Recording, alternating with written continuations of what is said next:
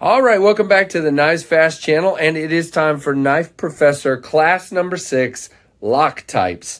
And I am excited to share this one with you guys. We are going to take our time, and we're going to roll through because you can see there's a lot of knives on the table. Now, I want to start off by saying I do not own an example of every kind of lock. This is a disclaimer. So those of you who are going to say you forgot this and you forgot that, please feel free to share that because I would like for you to share that with everyone else, but I know there's ones I'm missing. For example, the recoil lock from CJRB, I don't have one of those. The shark lock from Demco, I don't have one of those. Unfortunately, that thing is pretty awesome. But I think I have some really good examples, and we're just going to roll through and take on these examples and try to explain them as best I can, and then you guys feel free to leave other examples down in the comments. So I'm going to start up here with a very traditional style of lock on a very non-traditional looking knife because it's the zombie version. But this is what's called a backlock. Now, guys, I'm going to start off by saying I'm not going to always get into the mechanics of each one of these, but this is basically what's called a back spring. And when you push this, it releases that back spring and lets go of the lock of the knife. So when it locks in, you get that click as that spring is locking into place. And it's literally on 90% of these knives, it's towards the middle of the knife, but there are a lot that you'll see, and I should have brought an example, but I don't have one down here with me, but that are towards the back of the knife. But it's on the back side of the knife, and it's a lock. Now, a lock back, I'm going to talk a little bit about what I consider to be advantages and disadvantages. Now, I'm going to say, I know there are tons of people out there that love backlocks or lockbacks, whichever one you want to call them. I prefer a single-handed operating knife, and for the most part, a backlock is a two-hand knife. Now, some knives, you can hit that backlock and the knife will drop a little bit, and you can do it one-handed. But the majority of backlocks are stiff in the way they operate, and you have to use two hands. And that is the case with this K-Bar Dozier Folding Hunter. Another example, and I do have a buck. I just didn't bring my 110 down here. I should have. And so this is the buck slimline. And again, nice roll open. You're not really with a backlock. You're typically not going to be able, this one you're definitely not going to be able to flip open because they're a little stiffer because of the spring. But again, same concept, the back spring, the button here that releases it. And yeah, this one, well, I kind of got it. Nope, not going to be able to do. There we go. With a little bit of effort, you can close this one one-handed. But guys, this is a two-handed knife. It really, really is. And, you know, it's a very preferred method for a lot of people. A lot of people love the backlock. Now, the reason is, guys, when you get most backlocks locked up, they're not going anywhere, okay? It's a very sturdy lock, and it's very, very well done, especially with companies like Buck that use a backlock a lot. Another one that uses them a ton is Cold Steel. It's a very popular method, okay? So let's move on to liner locks. Now, if you've watched my channel, you probably are very familiar with liner locks because I review a ton of liner locks, and I own a ton of liner locks. So I've just put two examples here on the table, mostly because I love to show this knife off. This is the Giant Mouse GM2, and a liner lock is, okay, so we talk about liners. So in this particular case, there is a nested, or in other words, embedded liner into the handle material, and that liner is cut so that it sticks out, and it acts like a spring. So if you can see there where I can push it up and down if I hold it, and that's how you open it, obviously, but it springs out into place when the knife comes past it. So listen, okay? So that is that piece of handle material, liner material. Man, sorry about the focus issues, guys. Popping out to lock the knife. Now, this one has about, 25% lockup. And what I mean by that is it's covering about 25% of the blade, or it's in and engaged about 25% in. Now, again, a very sturdy lock, guys. Really, if a liner lock is done right, it is not going anywhere. You've heard things over the years about liner locks that haven't done a great job, but for the most part, a liner lock is a very good lock, and it's going to, here, I need to Spidey flick just because it's fun, going to do a very good job. So there's one example of a liner lock, and the other one here, since I showed a high-end knife, I thought I'd show a budget version. This is the Rake P105Q flipper opening knife, and again, liner lock, same thing. Now this one has, the reason I chose sort of differently there, that one didn't have a liner on both sides, it only had it on the one. So this one has liners on either side. Now you remember when we talked about liners and frames, and we talked about handle material. So this is G10 over the top of liners. This liner is cut away so that it becomes the lock, and this one has really good lockup. This is probably more like 40%. Really, really good, sturdy lock, really well done. Now you can see on the Giant Mouse, this is another interesting thing. There is no jimping here on this. But by the way, a lot of knife makers, and in this case, both of these, do what's called a cutout on the right side for right-handed people. Sorry, lefties. Where you can get to that the liner lock easier. Now, in this case, this one has jimping, and in the other case, it doesn't. It's just sort of a, kind of a manufacturer by manufacturer thing. But for me, the jimping is useful, but I mean, the way you have to do a liner lock, I don't think it's absolutely necessary, but it is useful. All right, so there's backlocks or lockbacks and liner locks. So now we're going to talk about, well, actually, I'm going to go out of order here a little bit. I'm going to go to frame locks. So a frame lock, and we've talked about this a little bit. So the outside of the knife here is operating as the scales. This is the Monterey Bay Knives Mini Old Guard. So this is acting as the scale. It's a titanium frame lock. So it's acting as the scale and the frame that holds the knife together. And in this case, basically, it's like a liner lock, except it's the frame and it's external. Now, this one is done really well. Now, I will say, whoops, get your fingers off of it. The lockup on this one is a little light. It's started to work in. It's about 15. Hopefully, it'll go to about 20. It's a little light. We'll cover that in the review that's coming up very soon. But again, it's well done. And again, for the most part, you're going to see a little bit of relief there to be able to get your finger in there from the right side with your right hand to open that liner lock. I mean, frame lock. Look at that. Now I'm going to confuse you. This is a budget version again, because that's about a $200 knife. This is the SE of Vespa. So in this case, this is a really interesting one because this is a G10 scale over here. Man, I am having all kinds of focus issues. With a nested liner on that side. And then on this side, it's only the frame. So it's a nested liner with the G10 scale and a stainless steel frame. Now, you can't, I have it on as it came tipped down carry. I need to flip it around and get that out of the way. But there is the frame lock. Now, this one's a lot thinner. Again, there's the relief to get your finger in there. Plenty of relief on this one, and I can actuate that one really easy. And the lockup on this one is great. That's about 40 to 50, I would say. And so there you go. That's the SE of Vespa. And again, a very sturdy lock type. A frame lock is sturdy. It's going to work. And it's just a great form of lock, in my opinion. And I think it's cool and beautiful. I really enjoy them. Now, the reason I did it out of order, now we're going to jump up to this guy. Now, you're going to say, that's a frame lock. Okay, well, it is.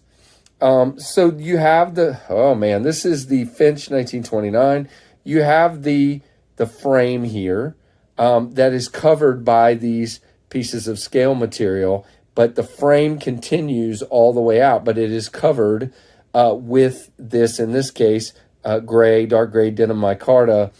And So this is actually called a bolster. Why am I trying to pull it out like that? This is actually called a bolster lock. So a bolster lock is basically a frame lock that has bolsters on the top. So in a traditional knife, you have bolsters. Again, let's see, perfect example I have over here, the Rough Rider Buckshot Bone Barlow. This is called a bolster.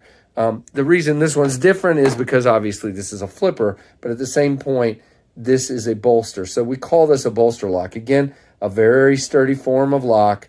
That's 40% or so, 30%, something like that. And very beautiful, in my opinion. And I'm just going to do another Finch. And this is the Holiday. Oh, I love this thing. Listen to that open. Again, terrific lockup. The same thing, guys. This is just a great looking knife because of those bolsters and the way the scale material is done around them. And the lockup is great. So again, just two really good examples of that one. So let me come around this side and we're going to move to, okay, so this one's going to get a little confusing. So I'm going to start with the originator of this lock type. This is a Benchmade mini bug out. So this is called the Axis lock, okay? However, a few years back, this Axis lock came out of patent and others are using it and calling it different things now. You have seen the Axis lock, the Able lock, the XR lock, the ball bearing lock, and they're all basically the same thing done slightly different. And as a matter of fact, I talked about the recoil lock from CGRB. It's sort of the same thing, only done in a totally different way. So what it is you have this Omega spring, a spring inside that is holding this lock bar back, okay? And then when you actuate the knife, the spring engages that. You can see this guy that moves here, engages it against the blade, holds the blade closed, and then, man, I am sorry about the focus issues. And you can actuate that now, pull that spring back, and the blade will disengage. So this is a really cool form. Again, the Hogue has the Able lock, SOG or SOG, as I still like to call it, has the XR lock, but they're all roughly the same type of lock. So again, watch, you see that? Where I can actuate it. So it's locked up right now, and I'm going to move my hand out of the way, and you can see where it disengaged when I pulled the spring back and did that. Now, Spyderco does it slightly differently, but this, and you're not going to be able to see it because I forgot this one actually has the closed-in back, but this is actually a ball bearing that is, and you can even see the spring that is inside between these two tabs, and it engages. You can see this sort of cut out in the back of the blade, and listen, it engages very nicely in there. And again, I adore this knife, as you know, so I obviously think this is a really good form of this lock, but they're very similar. But as you can see, this one, the ball bearing lock is quite different than the original Axis lock. So even though they appear the same and I put them together, they're really different. They really, really are. I would say these two, the SOG and the Benchmade, are very similar. Now, I would have more examples to show you, but I have a ton of knives out with other reviewers right now. So those are the ones I have to sort of show you at this point. So those the ones I have done so far are the most available, the most normal type of locks. I'll say some of the ones I'm about to do are sort of still proprietary or different. So I'm going to start over here with this guy. So this is the Opinel number 8, I believe. It doesn't say it anywhere. But anyway, would help to show you the lock first. So this is what they call, oh boy, I'm going to forget the name of the lock. The Vibra, oh boy, I forgot the name of the lock. Hold on, guys. This is just my day. Okay, the Vibralock. Wow. I could not remember the name of the lock, and I apologize for the delay there. But it's literally a ring. Okay, so when I open this knife, I can now turn this ring and lock it over the top of the blade. Now, there's going to be not on this one. I've had some where there's a slight bit of play because this doesn't lock really tightly down. But in this case, this is really tight. So it's not going to go anywhere. It's locked. Oh, by the way, I forgot to talk about on the Axis style locks, we'll call them, very solid form of lock. This guy is not going anywhere. Very good lockup on all three types that I show here.